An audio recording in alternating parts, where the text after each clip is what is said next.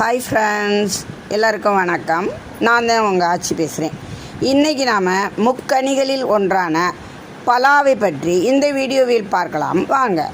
மா, பலா, வாழைங்கிறது முக்கணி. இந்த முக்கணிகளில் இரண்டாவதாய் கருதப்படும் பலாவின் சுவைக்கு ஈடு இணையே இல்லை. பலாப்பழத்தின் மேல் தோல் கரடுமுரடாக இருந்தாலும் அதன் உள்பகுதியில் இருக்கும் பழம் சுவையாகவும் கண்ணை கவரும் நிறத்திலும் காணப்படும். இந்த பலாப்பழம் ஊட்டச்சத்து மிக்கது, மருத்துவ குணம் கொண்டது. இதில் உடலுக்கு தேவையான வைட்டமின் ஏ, சி மற்றும் தயோமின், பொட்டாசியம், கால்சியம், இரும்புச்சத்து, நயாசெமின் மற்றும் துத்தநாகம் போன்ற சத்துக்கள் அடங்கியுள்ளன. பொட்டாசியம் அதிகமாக இருப்பதால் இரத்த அழுத்தத்தை குறைத்து இதய நோய் வராமல் தடுக்கிறது. பலாப்பழத்தில் இரும்புச்சத்து இருப்பதால் அனீமியா வராமல் தடுப்பதோடு உடலில் இரத்த ஓட்டத்தை சீராக்குகிறது. ஆஸ்துமாவால் கஷ்டப்படுபவர்கள் இதன் வேரை வேக வைத்து அந்த நீரோடு பலாப்பழச்சாற்றை கலந்து குடித்தால் ஆஸ்துமா போய்விடும். தைராய்டு குறைபாடு உள்ளவர்கள் இந்த பழத்தை சாப்பிட்டால் தைராய்டு குணமாகும். மேலும் இது உடலுக்கு தேவையான ஹார்மோனை உற்பத்தி செய்கிறது. குழந்தைகளுக்கு இந்த பழம் மிகவும் நல்லது. இதனை உண்பதால் எலும்புகள் வலுவடைகின்றன.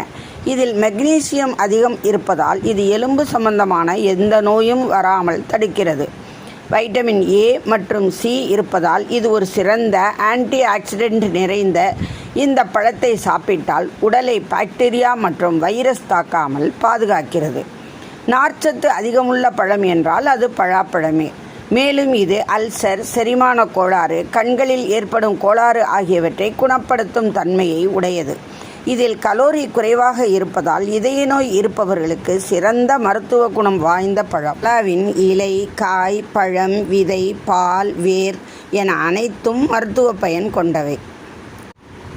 பலாப்பழத்தோட வாசனை அதை கடந்து போகும்போதே அதை சாப்பிட தூண்டும். இப்போ பலாப்பழ சீசன். நம்ம எல்லாருமே இந்த பலாச்சுளையை இப்போ வாங்கி சாப்பிடலாம். சித்ரா பௌர்ணமிக்காக எட்டுக்குடிக்கு நான் போயிருந்தேன். எட்டுக்குடி முழுக்க பலாப்பழம் கொட்டி கிடந்துச்சு.